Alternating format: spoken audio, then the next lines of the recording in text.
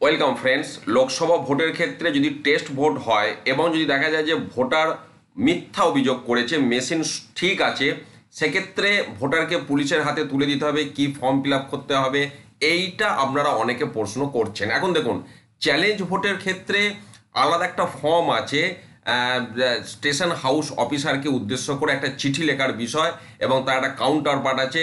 ভোটারকে সেই পুলিশের হাতে তুলে দেওয়ার পর কাউন্টার পার্টটা সই করে উনি আপনাকে জমা দেবেন। টেস্ট ভোটের ক্ষেত্রে এই ধরনের কোনো প্রভিশন নেই এবং কোথাও বলাও নেই যে ভোটারকে পুলিশের হাতে তুলে দিতে হবে। তা সত্ত্বেও আপনারা অনেকে প্রশ্ন করছেন, সেই বিষয়টা একটু পরিষ্কার করার জন্য আমি একটি ভিডিও নিয়ে এলাম।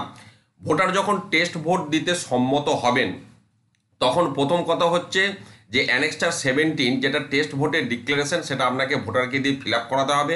মানে ফিল আপ মানে হেডিং টেডিংগুলো আপনিই ফিল আপ করবেন। এখানে লোকসভা কেন্দ্রের নাম, এখানে বিধানসভা, এখানে বুথের নাম নম্বর, এই সমস্ত লিখলেন।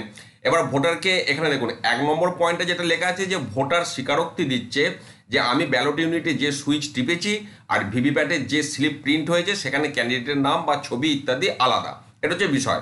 এবং তারপর যেটা বলা হচ্ছে যে আমি একটা টেস্ট ভোট দিতে প্রস্তুত।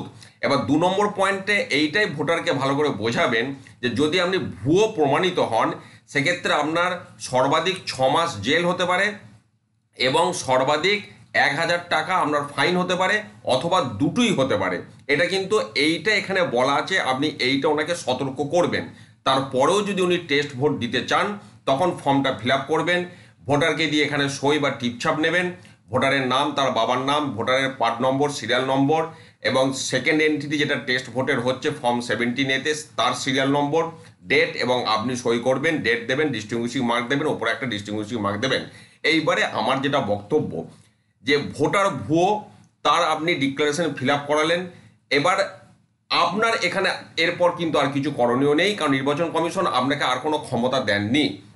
এবার যদি নির্বাচন কমিশন মনে করে যে ওই ভোটারকে পুলিশ দিয়ে অ্যারেস্ট করাবে, তাহলে এখানে তো ভোটারের সমস্ত ডিটেলস থাকছে, তার পার্ট নম্বর, সিরিয়াল নম্বর, সমস্ত কিছুই থাকছে। তাহলে নির্বাচন কমিশন মনে করলে পুলিশ দিয়ে তার বাড়িতে পুলিশ পাঠিয়ে তাকে অ্যারেস্ট করাবে, সেটা নির্বাচন কমিশনের বিষয়। এখানে যেটুকু বলা আছে, ভোটারকে তার শাস্তি সম্পর্কে আপনি অবগত করবেন। তারপরও যদি তিনি নিশ্চিত হন যে না আমি ঠিকই রেখেছি, ওখানে ভুল প্রিন্ট হয়েছে, তিনি টেস্ট ভোট দেবেন। এবং তিনি যদি ভুয়ো প্রমাণিত হন, আপনি তাকে পুলিশের হাতে তুলে দেবেন না, বা আপনার তাকে কোনো শাস্তি দেওয়ার কিন্তু সুযোগ নির্বাচন কমিশন দেননি।